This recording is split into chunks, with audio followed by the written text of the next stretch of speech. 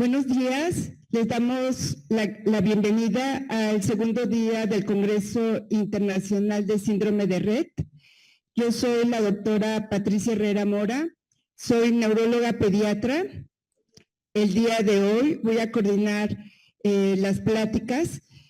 Vamos a iniciar con el doctor Efraín Olivas Peña. Él es neuropediatra, egresado del Instituto Nacional de Pediatría, neurofisiólogo clínico, egresado del Instituto Nacional de Nutrición Salvador Subirán. Actualmente es jefe del Servicio de Neurología del Instituto Nacional de Perinatología, investigador y doctor. Ha participado en varios encuentros nacionales e internacionales y publicado artículos en temas de diagnóstico, clasificación, tratamiento de crisis neonatales, encefalopatía hipóxico-isquémica, neurodesarrollo. Y lo más importante es que es un gran amigo.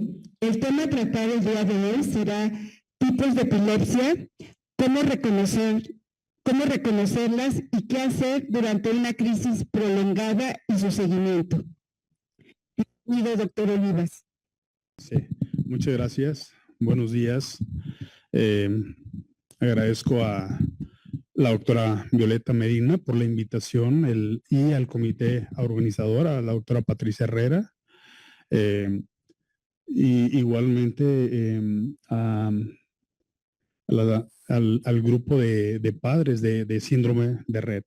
Y el tema que vamos a hablar en este momento es el tipo o tipos de crisis o de epilepsias en el síndrome de Rett.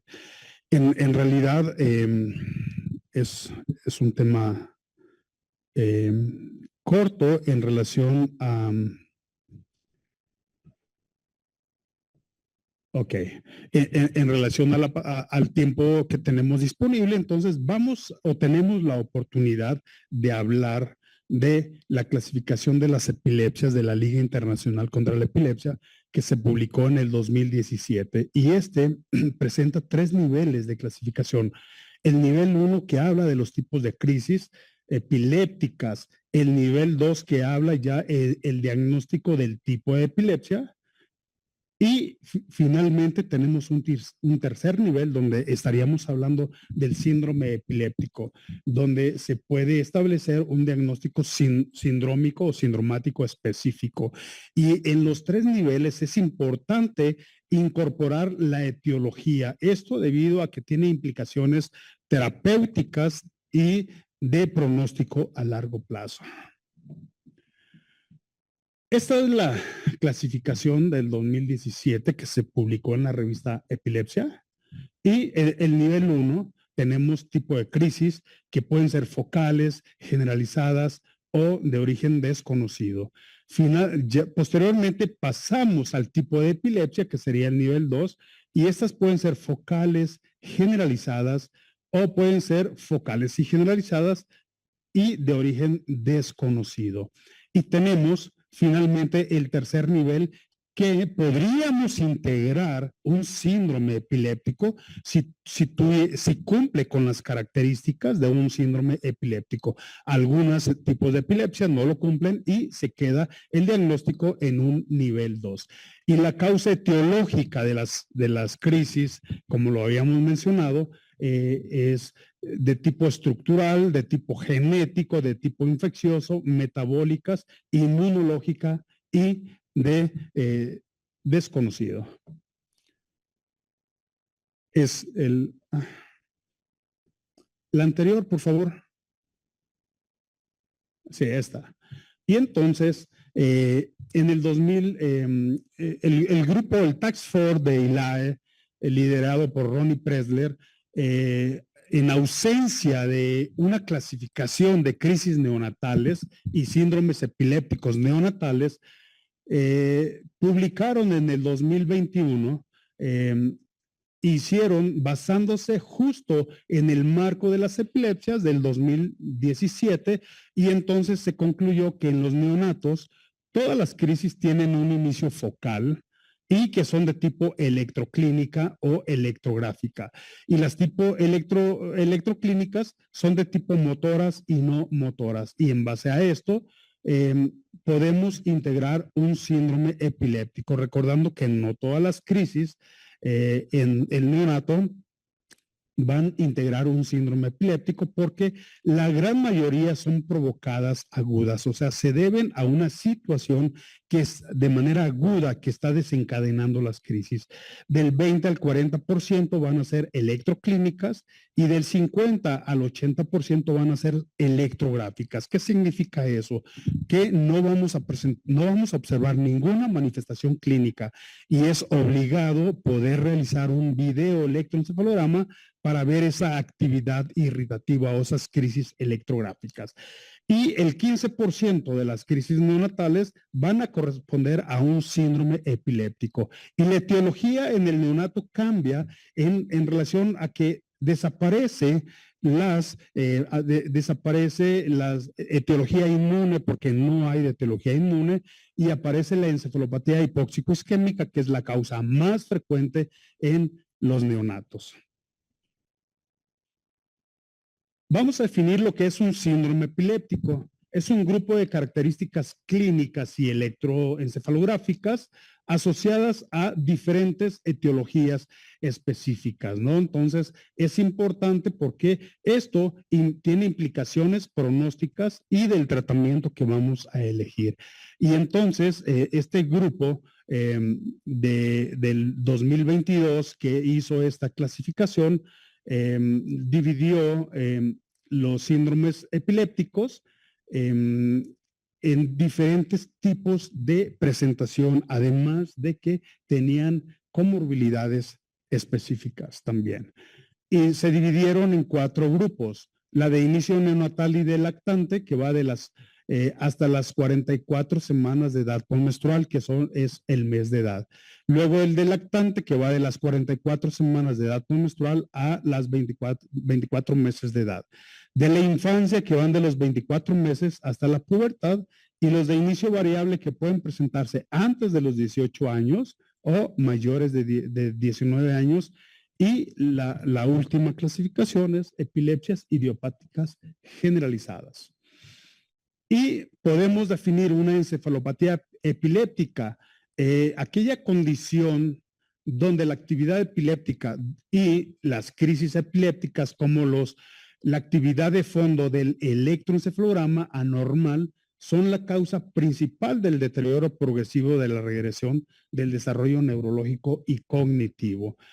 Además que la función cerebral va a incluir la cognición y la conducta y que esto va a ir deteriorándose con el tiempo debido a la actividad epiléptica.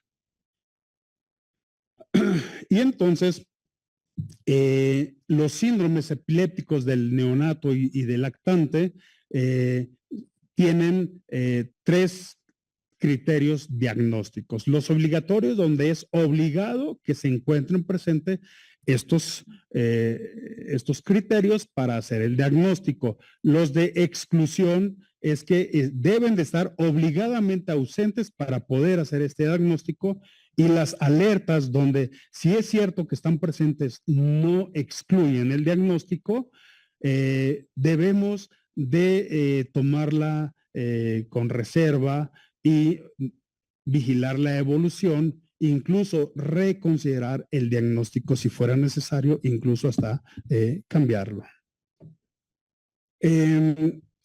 Y estos síndromes epilépticos se dividieron en 2 grandes grupos: síndromes epilépticos autolimitados, donde en ocasiones pueden presentar una remisión espontánea, e incluso algunos de estos síndromes que antes se le llamaba benignos, no se les da tratamiento con medicamento anticrisis, pero hay otros que sí requieren de medicamentos anticrisis. Y tenemos este grupo de encefalopatías epilépticas y del desarrollo, donde la definición de encefalopatía del desarrollo es cuando está presente una afección, ¿no?, que se manifiesta con deterioro cognitivo, neurológico y psiquiátrico, y puede haber un estancamiento o una regresión que está directamente asociada con la etiología subyacente y que está originando esta encefalopatía del desarrollo. Y la encefalopatía epiléptica es aquella que es causada por la actividad epiléptica, como ya lo dijimos, la presencia de crisis epilépticas y las anormalidades electroencefalográficas de la actividad de fondo. Y entonces el término que se acuñó juntando estos dos es la encefalopatía epiléptica y del desarrollo, donde van a influir ambos factores, ¿no? Entonces, además, dentro de esto se creó un grupo de síndromes epilépticos de etiología específica, ¿no? Que se encuentran, la gran mayoría se encuentran dentro de las encefalopatías epilépticas del desarrollo. Y estos son estas que es encefalopatías, epilepsias autolimitadas, las encefalopatías epilépticas y del desarrollo, y los síndromes de etiología específica. Y vean aquí, está la encefalopatía epiléptica del desarrollo asociada al CDKL5. ¿Les suena conocido por ahí? Asociado al síndrome de Rett atípico.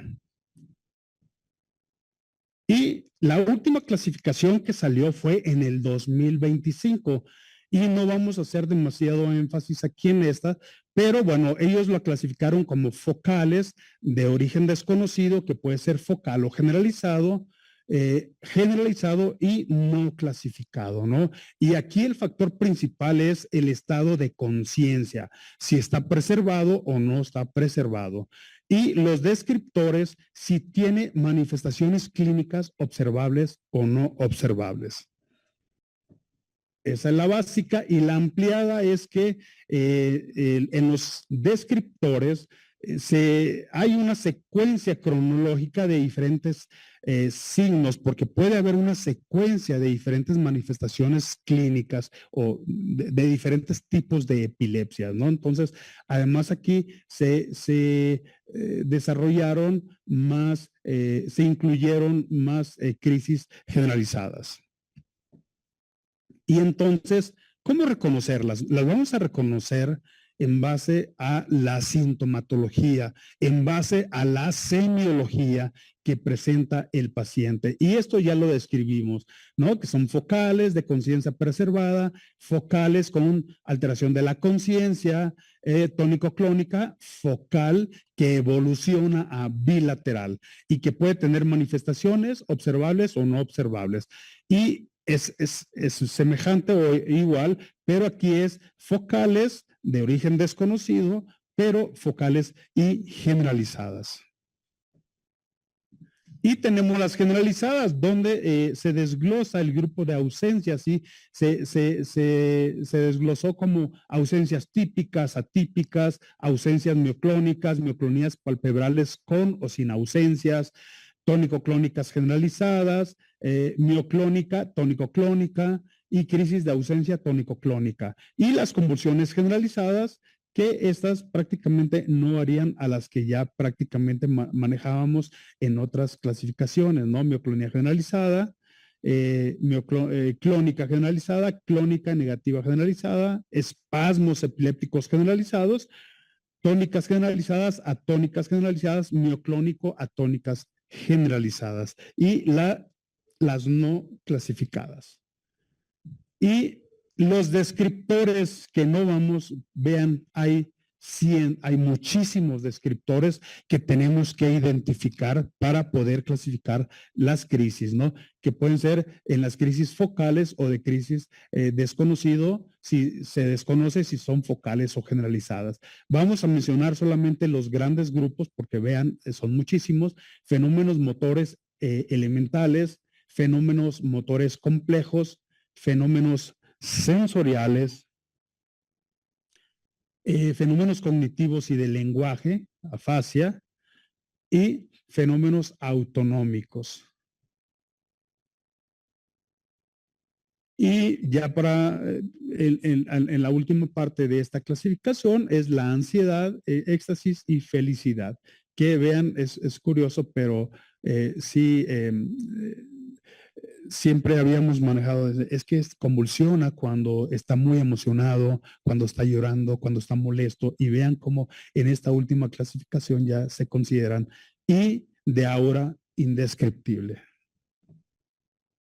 Vamos a entrar ya un poquito, hicimos como un poquito hablar de la clasificación en base al tiempo y hablar de epilepsia en red. En realidad no hay demasiados artículos publicados. Y entonces, bueno, creo que servía como de escoleta esta breve introducción. Y el síndrome de Rett es un trastorno del desarrollo neurológico que tiene una prevalencia de 1 en 10,000 niñas. Algunos autores refieren que pueden ser hasta 20,000 niñas nacidas vivas aproximadamente. La mayoría de los casos se asocian a mutaciones en el gen MSP2, que es una proteína de unión a metil CpG2. Y la forma clásica se asocia a un desarrollo aparentemente normal. Y vamos a mencionar ahorita en una diapositiva más adelante el por qué aparentemente normal, ¿no? Y que dura los primeros 6, 12 hasta 18 meses de vida, ¿no? Y después se instala ya la regresión de habilidades motoras y de la comunicación, que es lo que va a dejar a las niñas con un problema o un deterioro cognitivo y físico importante. La epilepsia es una de las principales características clínicas del síndrome de Rett. Cerca del 70 al 90% de las mujeres a lo largo de la vida van a presentar epilepsia, ¿no? Y esto es una situación preocupante tanto para las familias, ¿no?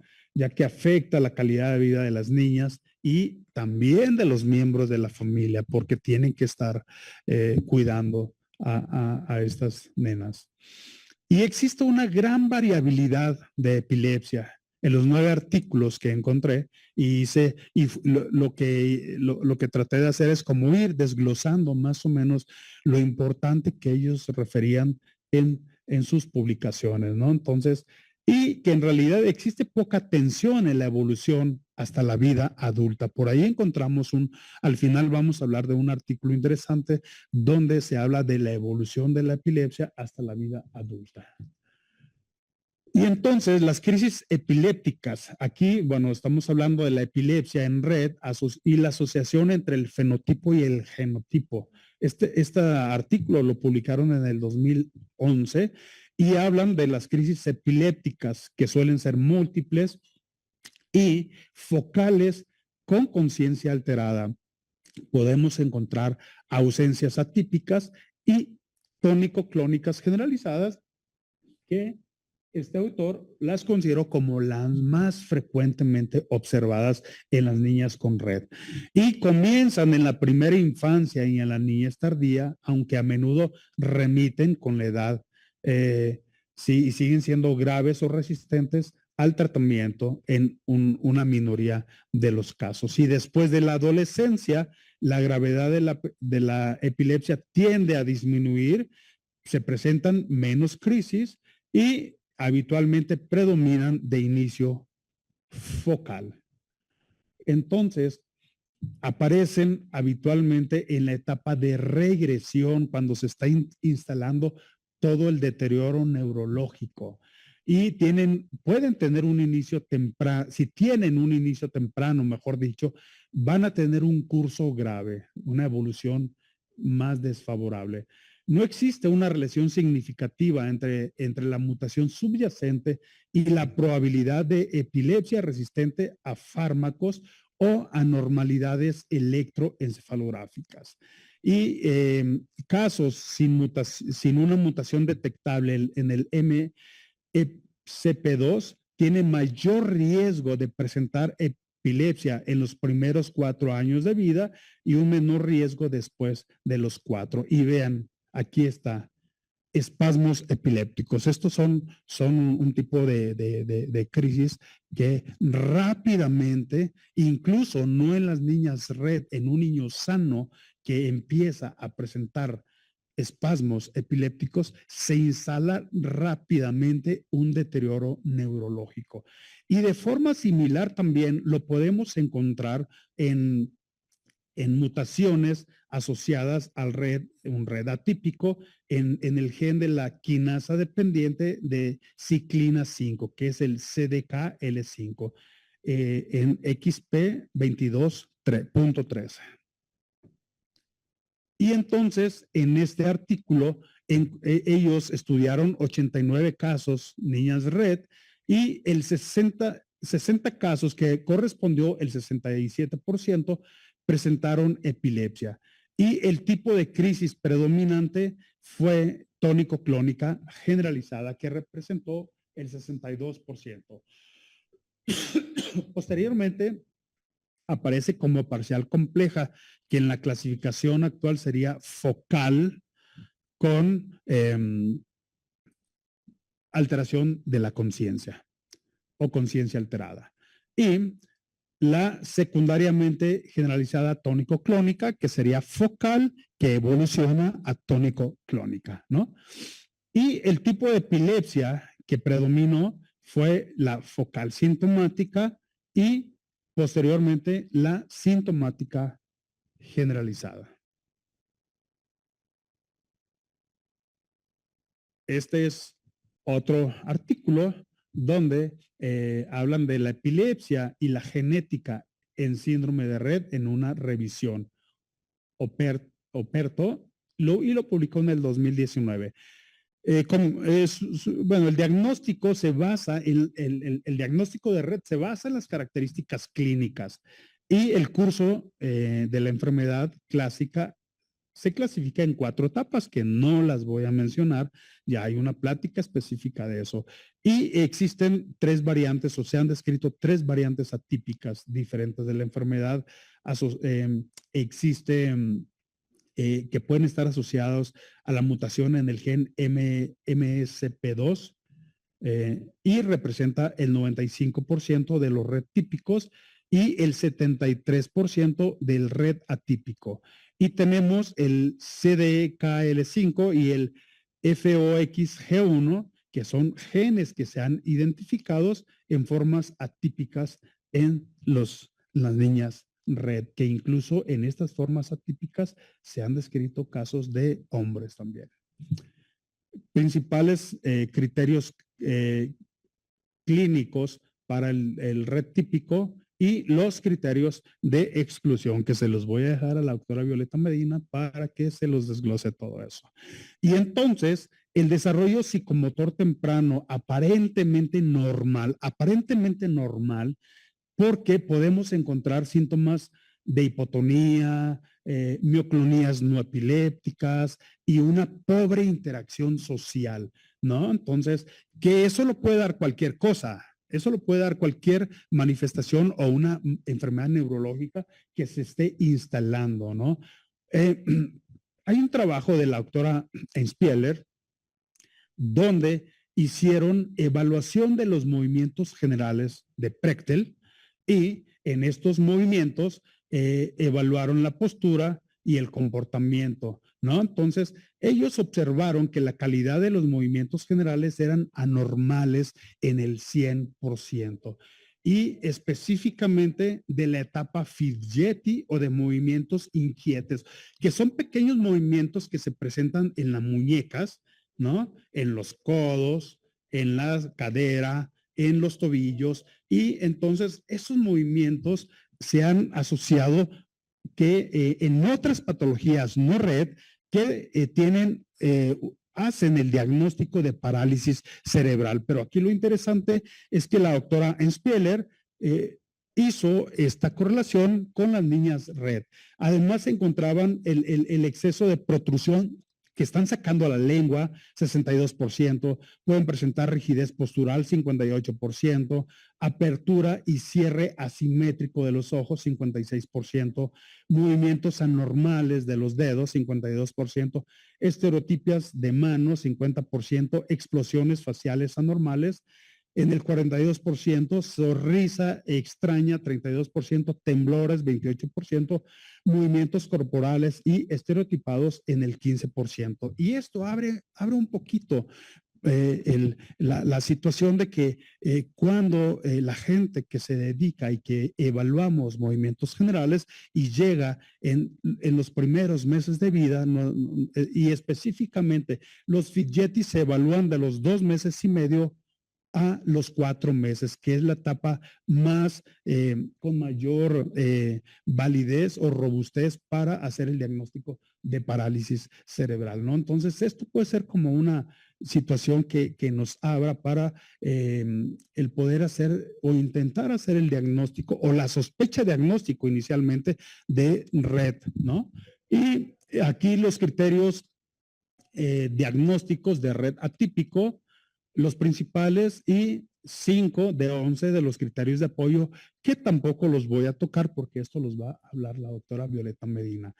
Y de las variantes atípicas, hay una variante donde el habla está preservada, ¿no? Hay una recuperación que inicialmente sí se deteriora el lenguaje después de la regresión, pero hay una recuperación de alrededor de los 5 años, y este tipo rara vez presentan epilepsias y se asocian a la mutación del gen MSP2, y está una variante congénita donde los niños presentan retraso psicomotor severo con incapacidad para caminar, una microcefalia postnatal severa, y está vinculada al gen FOXG1. Y esta es muy interesante porque seguramente varios de estos no están catalogados ni siquiera como variantes Rett, porque entran como encefalopatías epilépticas del desarrollo infantil temprano asociado a CDKL5, ¿no? Entonces, aparece tempranamente los espasmos epilépticos, aparecen tempranamente mioclonías refractarias antes de la instalación de la regresión, generalmente antes de los 5 meses. Y otras características típicas de Rett son menos frecuentes. Y las mutaciones en el gen CDKL5 es que este es un regulador del MSP2, también tiene funciones importantes para la maduración neuronal y el desarrollo cerebral. En caso de sospecha de Rett de inicio temprano, las crisis epilépticas, que serían espasmos epilépticos, microcefalia, incluso en casos de niños, debe realizarse una evaluación, una búsqueda de este gen alterado, CDKL5, y si sale negativo, posteriormente se podrá buscar el FOXG1, que bueno, ahorita en los paneles ya prácticamente se piden y se pueden leer muchísimos genes, además que estos son los 3 principales, pero ya se han descrito una serie gigante de otros genes que están alterados en el síndrome de Rett. Les voy a presentar los siguientes videos que no son de niños Rett. Es difícil, yo no tengo niños Rett. Violeta los tiene todos acaparados en México. Y entonces yo no tengo niñas Rett. Busqué en el internet, no encontré. Encontré algunos, pero lo que quiero que vean son la semiología. La semiología, ¿me pueden correr el video, por favor? Quiero que vean la semiología de los fenómenos. Este es un patrón brote supresión en un niño que hizo Ohtahara, que actualmente sería definido como una encefalopatía epiléptica del desarrollo infantil temprano, y que entraría o podríamos sospechar. Aquí hay unas descargas periódicas lateralizadas. Por situación, no les puse más trazos, pero bueno, aquí está muy focalizado, vean, y cómo va progresando esta actividad. Y vean prácticamente el inicio, ahí empiezan apenas, inició inicialmente puras descargas eléctricas, aquí empiezan fenómenos clónicos, que no son el tipo de crisis más frecuentes, clónicos bilaterales simétricos, que no son los tipos de crisis más frecuentes en este tipo de encefalopatías, pero en esta nena se manifestó de esa característica, ¿no? Entonces, vean aquí cómo ya empieza atenuarse, continúa, aquí ya se detuvo el fenómeno y ya prácticamente va a entrar en ya una atenuación del voltaje. Siguiente, por favor. Esta nena la solicitaron, tenía 4 meses. Vean, hace un fenómeno tónico. Hace un fenómeno tónico y se asocia con una lentificación o como una actividad delta rítmica en regiones centro parieto occipitales derechas. Aquí ya se dio el fenómeno tónico. Vean cómo dentro de esta actividad en sueño presenta actividad delta rítmica en forma de trenes.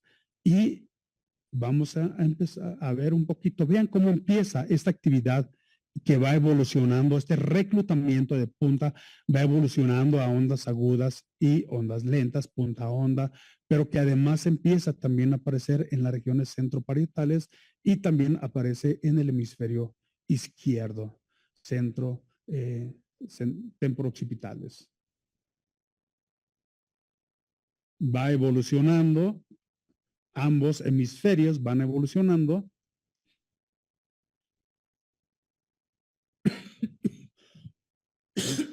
Sigue evolucionando y aquí presentó un hemiespasmo. ¿Por qué les presento la semiología de este tipo de crisis? Porque las niñas red pueden presentar espasmos y pueden presentar hemiespasmos, ¿no? Vean aquí, estos son hemiespasmos y al final queda como un pequeño temblor en su manita izquierda. Todos estos que estamos observando son hemiespasmos. Vean cómo ha evolucionado el electroencefalograma y aunque no se hace generalizado, ha evolucionado a gran parte de los hemisferios cerebrales. Puede correr el video. Esta fue otra niña con Ohtahara. Esta niña no supimos. No encontramos una etiología porque la mamá nunca regresó. Le pedimos una resonancia, tenía un ultrasonido normal nada más. Puede ser que esta niña podría tener vean estas descargas focales que tiene, porque es muy curioso, después del fenómeno o del espasmo, después del espasmo epiléptico, la niña se queda con una crisis focal, con conciencia alterada, ¿no? Entonces, todo este tipo de crisis podemos observarlas en las niñas red, ¿no? Y esta es como la segunda más frecuente, ¿no? Aquí, bueno, están en secuencia, pero ahí está el espasmo, como lo que le llaman, este fue como extensor, pero la que sigue sí es en extensión, si mal no recuerdo, en flexión. Ahí está. Que parece un cólico, y vean después, inmediatamente que pasa el espasmo, se queda con la mirada fija, hay una supresión del voltaje y a veces presenta descargas lateralizadas. Esta niña nunca pudimos realizar un diagnóstico porque la mamá ya no regresó con nosotros. Es del hospital donde trabajo. Corre el video, por favor. Mioclonía epiléptica. Vean ese sobresalto. Vean ese sobresalto.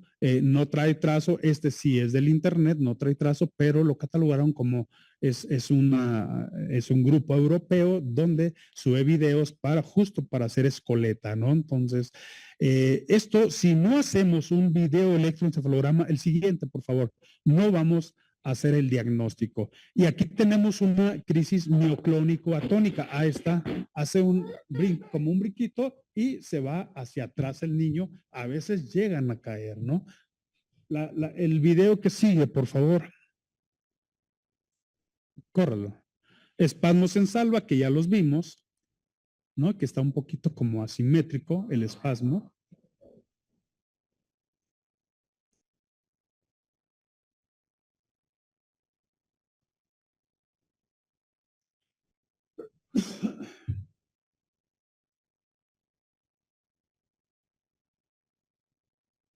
Bien. Y continuando con los artículos, la epilepsia y genética en el síndrome de Rett, una revisión, ¿no? Creo que ya él ya lo lo habíamos empezado a ver. Entonces, aquí el grado de epilepsia contribuye significativamente a la gravedad clínica del fenotipo Rett. Las crisis epilépticas parecen presentarse en pacientes sin mutaciones en el MSP2.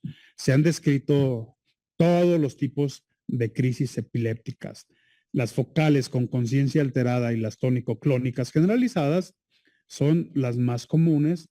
Las ausencias y las clónicas son menos frecuentes, lo que encontró este autor acá, ¿no? Este es, por ejemplo, son trazos y que quede bien claro, ¿no? Los electroencefalogramas no son patognomónicos de síndrome de Rett, porque no, los electroencefalogramas no hacen un diagnóstico etiológico, solamente se describen las anormalidades electroencefalográficas y en este caso, en el trazo A, observamos esta descarga generalizada. Esto que estamos viendo aquí es artefacto. En el B fue una niña con una microduplicación en el FOXG1 que presentaba espasmos y que correlacionan con estas descargas. Y vean esta forma de la electromografía en forma de diamante, que es el característico descrito en el Rett. Y una niña con de 4 meses con CDKL5 que tenía crisis tónicas y eran como si fueran secuenciales, lo que ahora le llamamos secuenciales, que evolucionaron después de las tónicas, espasmos y finalmente sacudidas clónicas. Y lo único que se describe aquí es como una lentificación y algunas descarguitas focales. Bien, la evolución, este es otro autor que habla del manejo de la epilepsia en pacientes con síndrome de Rett. Y la evolución de las anomalías electroencefalográficas que acompañan al desarrollo clínico están descritos. Él describió como etapa 1 el electroencefalograma que era normal y que empezaba a aparecer cierta actividad focal en las regiones occipitales como anormalidades de la actividad de fondo en la vigilia.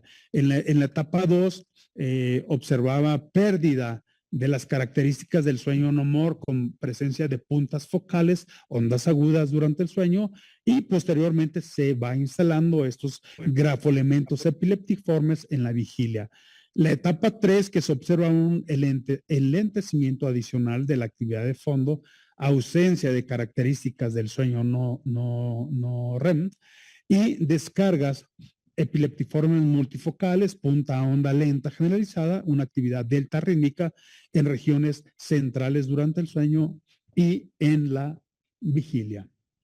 Y en la etapa 4 ya es un marcado enlentecimiento de la actividad de fondo con ritmos delta predominantemente y con actividad epileptiforme multifocal en vigilia y punta onda lenta generalizada durante el sueño. Ya dijimos, no son patognomónicos porque hay muchas otras entidades neurológicas que pueden dar este tipo de patrones, ¿no? Pero es como lo que se ha observado en la evolución de las niñas con Rett, que además es importante mencionar también que podemos encontrar anormalidades epileptiformes en niños o en niñas que nunca han desarrollado Rett. Son hallazgos típicos que han descrito en Rett, ¿no? Vean estas descargas focales centrotemporales, pero hay un tipo de epilepsia también que se llama, que presenta las descargas en las regiones centrotemporales. Por eso les decía que no son patognomónicas de Rett. O se han descrito estas descargas periódicas generalizadas, ¿no? O esta actividad lenta generalizada. Ahora, en relación al tratamiento, que en realidad va a ser muy breve porque hay una plática también específica del tratamiento de epilepsia de difícil control en las niñas con Rett, ¿no? Entonces, existen numerosos fármacos que se pueden utilizar de los medicamentos anticrisis disponibles, ¿no? y que lo podemos utilizar de acuerdo al tipo de crisis que tengan, ¿no? Por ejemplo, los espasmos epilépticos, si le damos fenitoína, si le damos carbamazepina, pues se van a incrementar, ¿no?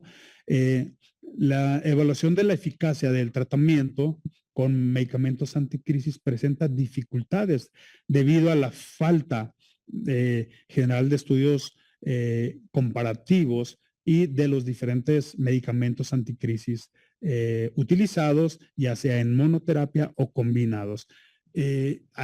Faltan cortes grandes, ¿no? Sobre el tipo de crisis, la semiología y tal, y los efectos secundarios y las tasas de recaídas. Por ejemplo, este autor refiere que la carbamazepina es la más utilizada, seguido del valproato, pero, o sea, eso es muy... hay otros, por ejemplo, que lamotrigina, levetiracetam y topiramato fueron como las más utilizadas, pero contrario a este autor, que consideró la carbamazepina, la motrigina y levetiracetam como los más utilizados, y el valproato se lo utilizó solamente en raras ocasiones, ¿no? Entonces, informes sobre eventos adversos sugieren que el espectro y la frecuencia de los efectos secundarios son comparables a los observados a los niños con en otro tipo de epilepsia. Y en relación a la terapia génica específica al síndrome de Rett, pues bueno, tiene un potencial de mejorar la epilepsia, pero la investigación aún está en curso. Y el objetivo es corregir la causa genética del síndrome, lo que podría prevenir y controlar las crisis, normalizar la producción de la proteína MSP2.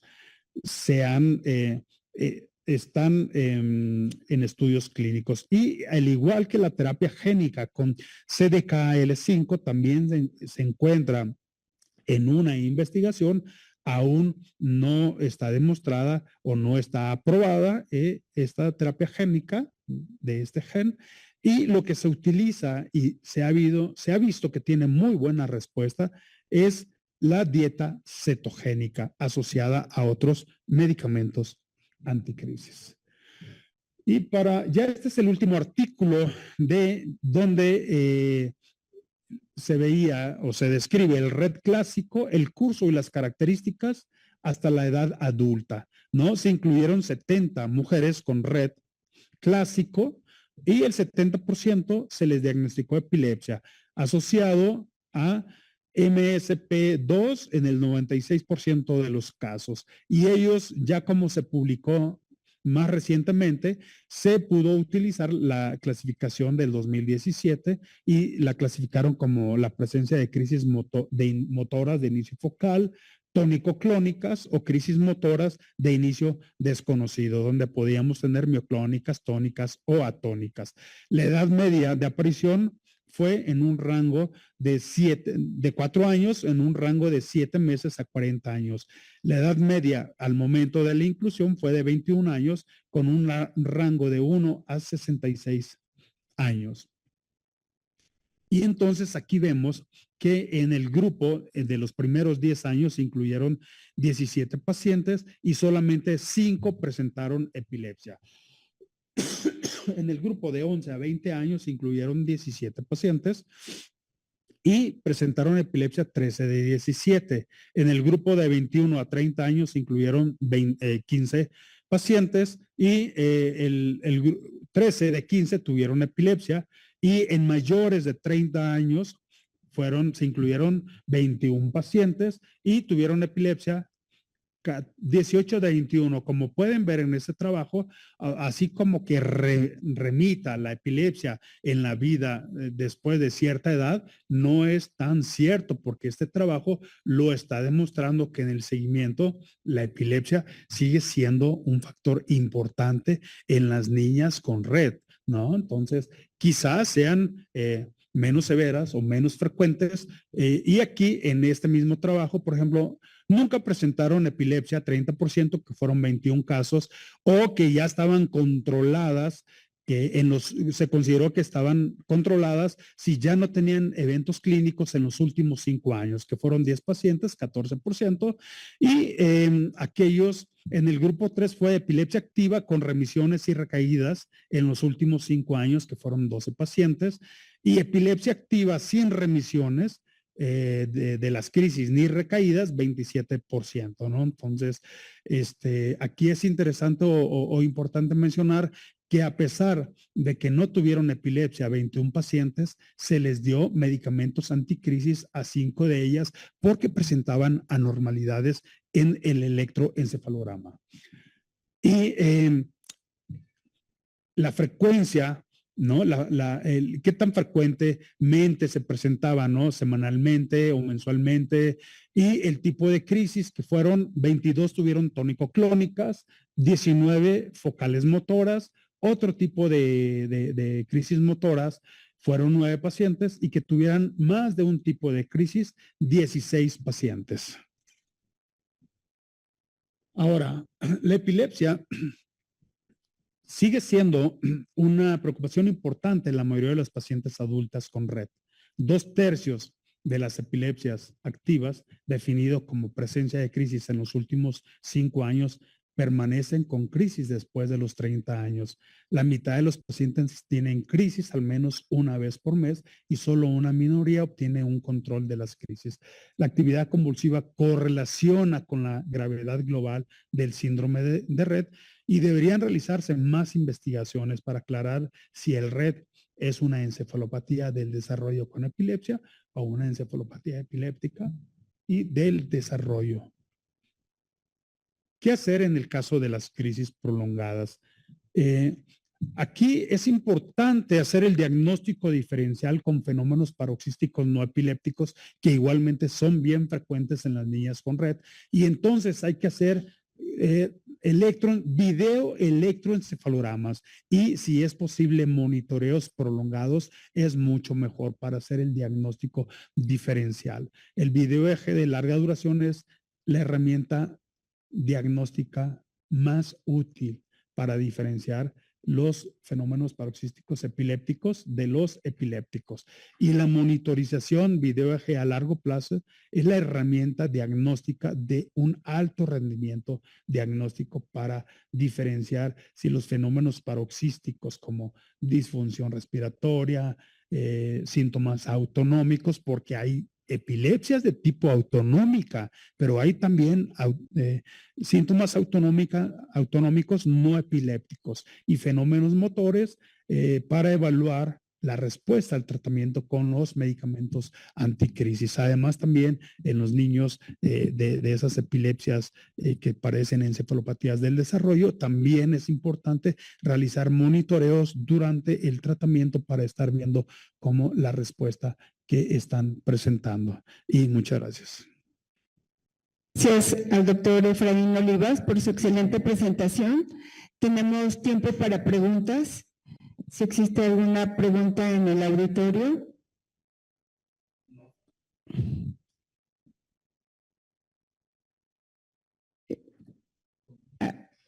¿Hay una pregunta?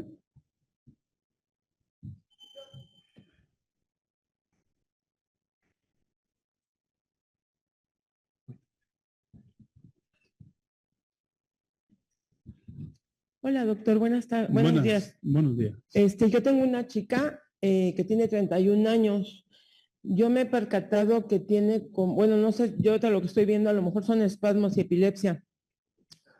Me he percatado que cuando hay situaciones, por ejemplo, a veces se va con el papá y como que no la distrae tanto, la deja así, la mete en la casa, como que la estresa.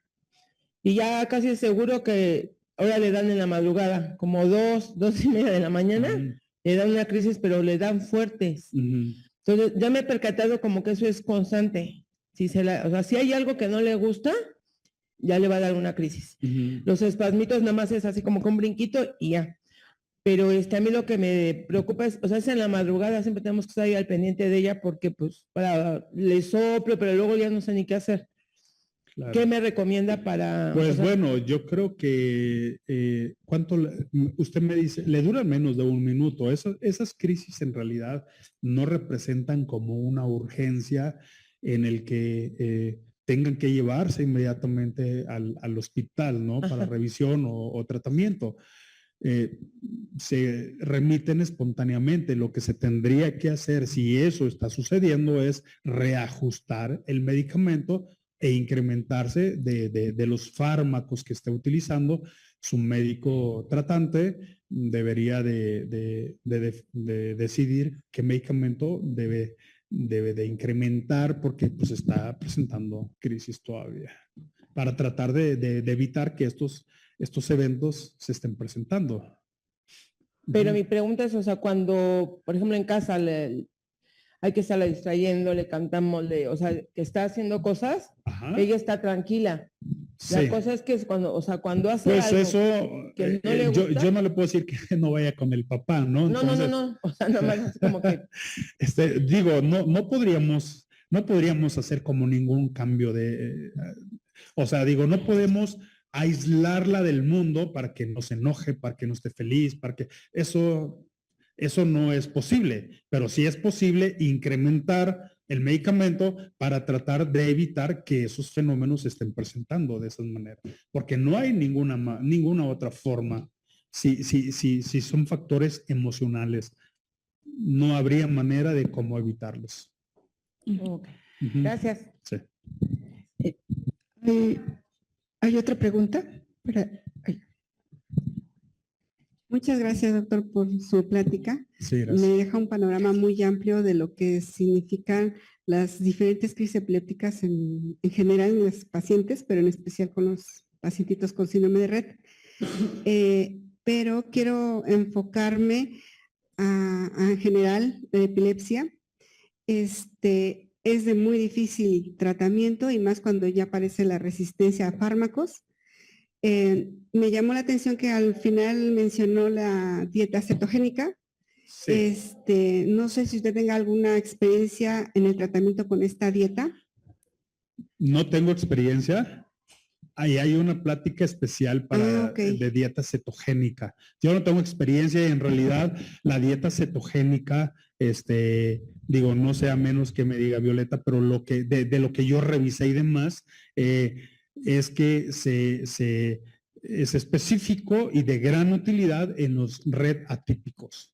En los Rett atípicos. Quizá podría utilizarse como se puede utilizar en cualquier otro tipo de epilepsia.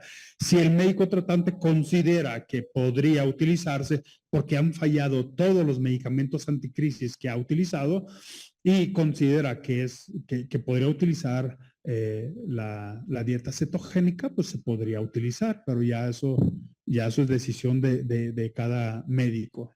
Claro. Bueno, es que ya más adelantito lo iremos viendo, pero en cuanto a la dieta cetogénica, pues después trae problemas peores en cuanto al metabolismo, hepático principalmente, pero igual se podría ir como, ya hay estudios en Japón en los que se dieron omega 3 con resveratrol en pacientes con epilepsia y sí favoreció en la disminución de las crisis y en cuanto a tiempos. Eso como que también sería viendo que la enfermedad, la complejidad de la enfermedad, pues hay que agarrarse de la epigenética, tanto del ambiente como de la alimentación, en este caso los fármacos y pues otras cosas. No quise, más bien... No tengo experiencia con el omega 3 en epilepsia, en ningún tipo de epilepsia. En realidad, será interesante revisar ese artículo que usted menciona. Ok, bueno, pues nada más era comentario. Gracias. Muchas gracias. Y una última pregunta. ¿En qué estadio del síndrome de Rett son más frecuentes las crisis epilépticas? En la fase en la de regresión. Ahí es donde se va instalando la regresión. Es cuando más se presenta. Sí. Pues, bueno, buenos días, doctor. Una de las características que ponen alerta a los papás que tienen síndrome de Rett es el inicio de las crisis epilépticas.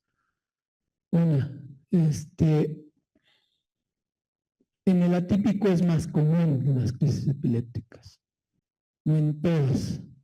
Solamente con fármacos se puede solucionar esta parte de las crisis. Esa es una. La otra es, ¿hay algún estudio que usted conozca que haya visto como los ciclos de vida de las niñas y que en algunos ciclos de vida, en algunas etapas de vida, sean más presentes estas crisis epilépticas? Ok, bueno, la primera respuesta es, no hay. O sea, si vio en todos, o sea, un porcentaje que puede variar, entre 40, 30, 40%, aprox, no tienen epilepsia. Pero sí tienen el resto, o sea, el resto de su cuadro clínico, sea típico o atípico. Lo que no tienen es epilepsia, pero sí pueden tener anormalidades electroencefalográficas, aunque no tengan epilepsia, ¿no? Y la segunda pregunta es en la fase de regresión, o sea, en esa etapa de la vida que la primera fase es como niñas aparentemente sanas, con ciertas alteraciones, signos blandos neurológicos, ¿no? Que no se puedan definir como un RED, y después se instala la regresión, y ahí es cuando más se presentan las crisis. Muchas gracias al doctor Efraín Olivas. Gracias.